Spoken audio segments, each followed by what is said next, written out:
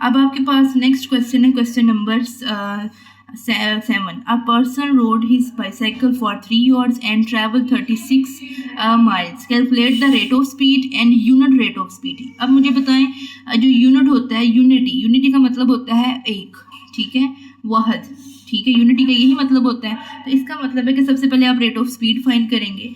तो सबसे पहले अब आपके पास क्या क्या गिवन है आपके पास एक तो आपके पास टाइम गिवन है 3 आवर्स है, और एक आपके पास डिस्टेंस गिवन है ट्रैवल 36 माइल्स। तो एक आपके पास डिस्टेंस गिवन है और एक आपके पास टाइम गिवन है, ठीक है। अब आपने फाइंड क्या करनी है, स्पीड फाइंड करनी है। तो स्पीड कैसे फाइंड करेंगे, उसके लिए देखें, जो गिवन था वो पहले लिखेंगे, ठीक है। गिवन है आपके पास, टाइम गिवन है और डिस्टेंस गिवन है, ठीक है। आपने रेट ऑफ स्पीड फाइंड करनी है, मीन्स कि वी फाइंड करना है आपने।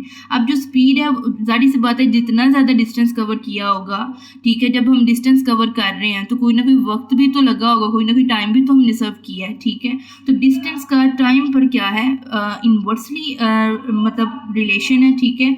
और ये जो स्पीड होती है हमारे पास v is equal to d over t, ठीक है। डी फॉर डिस्टेंस और टी फॉर टाइम है, ठीक है। तो वो वैल्यू पुट की तो आपके पास ये, इसको जब सॉल्व करेंगे तो आंसर आएगा 12 मीटर पर और आएगा।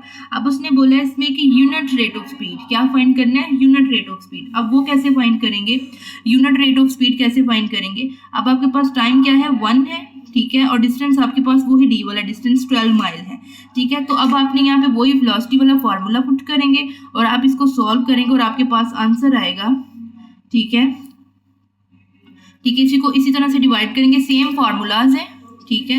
ये भी फार्मूला सेम है और ये भी फार्मूला सेम है, ठीक है। दोनों क्वेश्चंस में फार्मूला सेम है, आप इसको सॉल्व करेंगे तो ये क्वेश्चन सॉल्व हो जाएगा।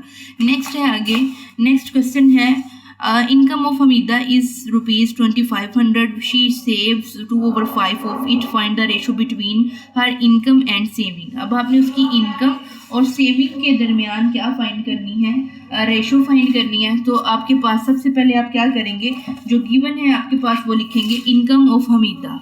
वो क्या है आपके पास, इनकम ऑफ हमीदा क्या है 25, ठीक है।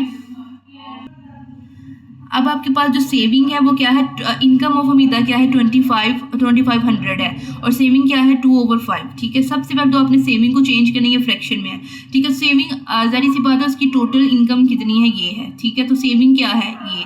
अब आप पहले इनकम को, सेविंग को इनकम से मल्टीप्लाई करेंगे, ठीक है। जो आंसर आएगा वो मीन्स कि आपके पास क्या है, सेविंग है।